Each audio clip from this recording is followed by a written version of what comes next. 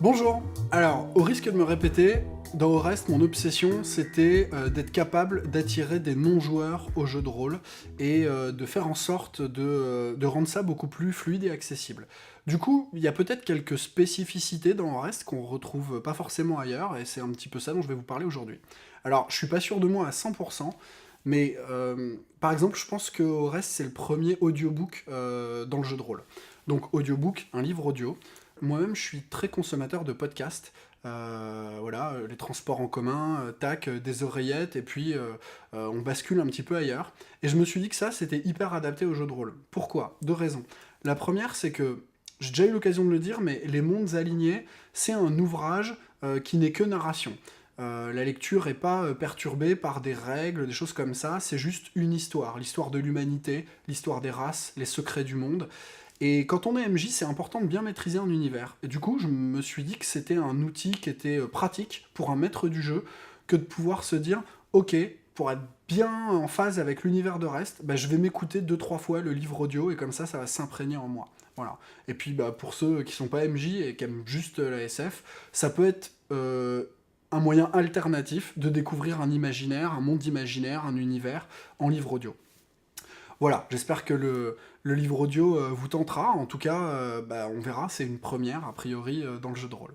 Un autre point, les illustrations. Je parlais dans le système de combat du fait que utiliser des cartes, c'était bien parce que ça apportait un certain dynamisme au gameplay qui me plaisait beaucoup. Certains dynamismes de gestion de pile de priorité, d'escalade. Genre, ah, je te pointe avec mon arme, et l'autre, ok, ben, je joue un camouflage thermo-optique et je bascule en invisibilité, et du coup tu peux plus me voir. Voilà. Ça amène un dynamisme que j'aime bien. Mais il y a une autre vertu à ça. Les illustrations, c'est fait pour faciliter un processus d'identification. Néanmoins, par exemple, quand on joue à Magic, les illustrations, elles viennent aussi vous imposer une vision du monde. Et dans le jeu de rôle, ça, c'est pas possible. Si moi, je décide, par exemple, de jouer une jeune fille asiatique, plutôt ninja, donc me battre avec un katana ou un flingue qu'a un silencieux, et que au moment où je vais jouer mon sort, mon illustration, c'est un gros mec qui fait 120 kilos, qui est bardé de muscles et qui a une Gatling dans les mains, même si les effets de jeu sont les mêmes, au moment où je vais jouer cette carte, ça va disrupter, ça va me déconnecter en fait de mon action. Et du coup, il fallait que je trouve un moyen que ces illustrations, elles renforcent le processus d'identification, jamais qu'elles le brisent. Comment faire, alors que vous allez tous faire des persos qui seront différents, pour que ces illustrations, elles correspondent à ce que votre perso fait?